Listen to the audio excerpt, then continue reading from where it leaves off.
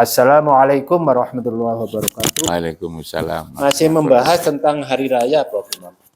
Jadi saya itu masih dilapori oleh keluarga saya, katanya di kampung itu masih, kalau ada orang mudik itu masih ngomongin pemilu gitu, pilpres. Beda pilihan itu. Kan kita ini sudah serahkan aja sama ahlinya di MK sana, kalau memang ada perbedaan, ada protes silakan lah. Tapi jangan sampai dibawa mudik gitu, Bang. Jadi silaturahmi maknanya kan harus bersatu. Saling maaf-memaafkan, ya sudahlah, itu serahkan kepada yang berhak di sana. Jadi kita tidak usah berantem waktu mudik tentang paslon 1, paslon 2. Dihilangkan saja itu, Prof. Imam. Terus pun menurut jenengan. Assalamualaikum warahmatullahi wabarakatuh. Waalaikumsalam. Saya selalu memaknai bahwa pemilu itu kan sebuah permainan. Oke. Yang namanya permainan untuk memperoleh menang. Oke. Itu yang jujur itu kan jarang. Dulu kan saya katakan bahwa jangankan melibatkan jutaan orang. Yang permainan untuk memperoleh kemenangan yang hanya melibatkan 2 orang aja harus ada pengawas, harus ada wasit. Ya. Buktinya main misalnya catur, lalu tinju, kesebelasan aja sepak bola itu kan juga begitu kan. Ada wasit. Jadi semangat untuk menang itu sebetulnya ya mereka biasanya menggunakan berbagai macam cara menang itu. Apalagi lalu melibatkan jutaan orang. Karena itu sebenarnya kalau tuduh menuduh tentang kecurangan itu ya, itu sebenarnya ya karena ciri khas permainan untuk mendapatkan kemenangan itu ya selalu ada, selalu dampaknya seperti itu. Nah, lalu apalagi dikaitkan dengan perilaku manusia ya, perilaku manusia itu kan memang itu tadi Mas Habib tidak mau kelintasan, tidak mau kerendahan, tidak mau kekurangan, plus tidak mau kalah sebetulnya. Yang seharusnya kalah pun juga tidak mau kalah kan. Itulah yang mendorong, itu kan berada pada wilayah hawa nafsu dunia setan itu Mas Habib. Yang mendorong untuk menang dengan berbagai macam cara. Karena itu sikap yang terbaik ya sudahlah, yang penting sudah dilaksanakan. Yang penting sudah dilaksanakan dan sudah selesai, lalu sadar bahwa ini adalah sebuah permainan. Kalaupun toh ada orang yang kepingin menang lewat cara-caranya sendiri, itu adalah memang ciri khas manusia seperti itu. Ya sudah selesai gitu kan.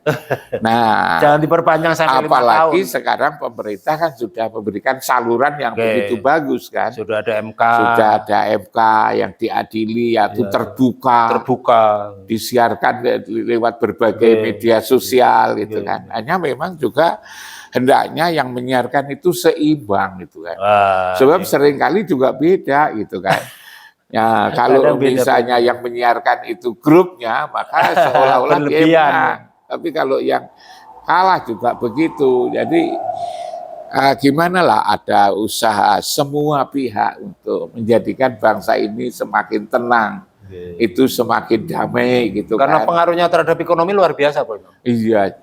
Kalau politik itu tidak beres, waduh, ngeri. Ya saya kira harus dijadikan pelajaran Mas Habib. Zamannya Pak Harto dulu lah tahun 98. Itu kan mula-mula kan ada krisis moneter gitu. Betul.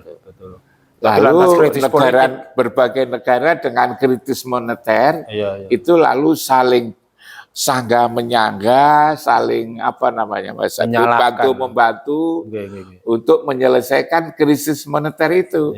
Selesailah mereka.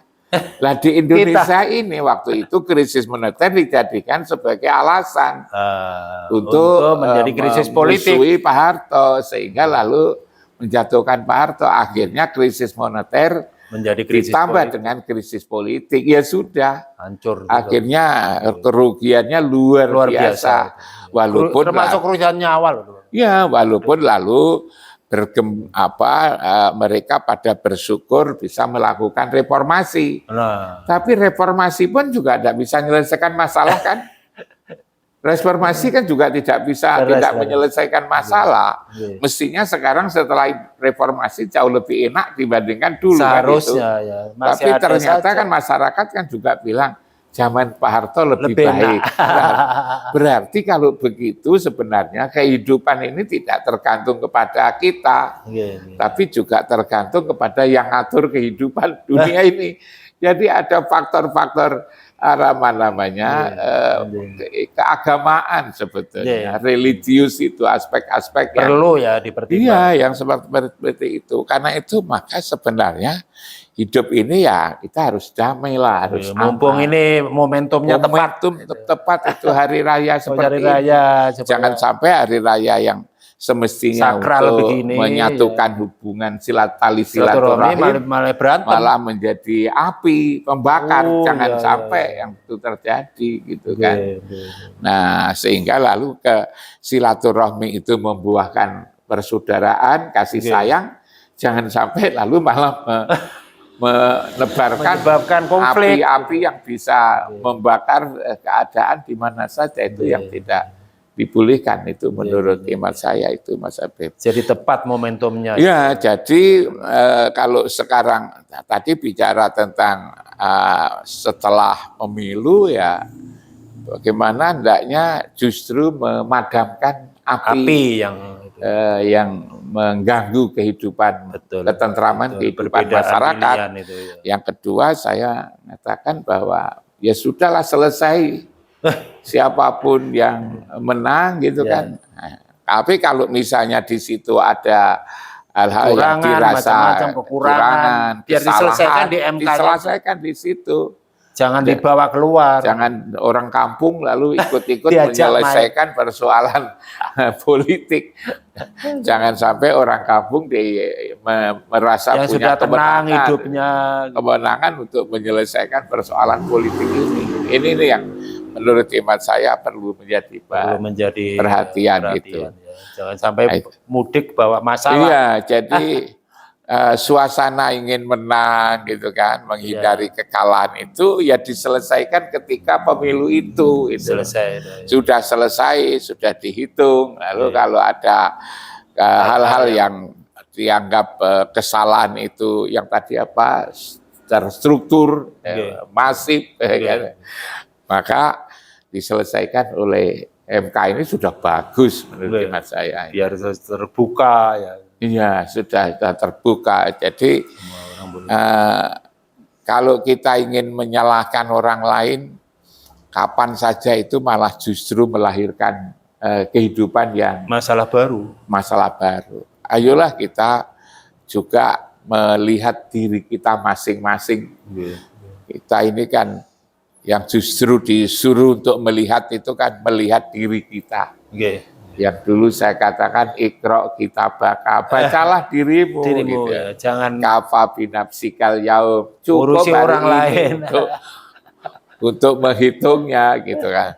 Ikra kitabaka kafa binafsikal yaum alaika hasibah, cukup kamu sendiri menghitungnya. Nah, ini seringkali kita tidak menghitung. Abai dalam hal itu ya.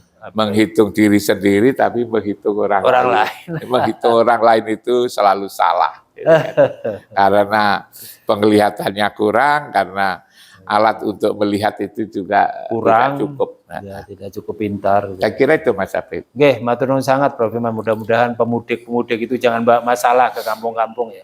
Sudahlah rukun, tidak ada masalah politik, tinggalkan. Sudah ada MK, sudah ada yang mengurus mereka itu, paslon-paslon itu sudah ada tim suksesnya dan tim pembela, udah lengkap sekali. Ya kita lihat aja di MK sana. Kalau kita ngaten matur nuwun sangat. Assalamualaikum warahmatullahi wabarakatuh. Waalaikumsalam.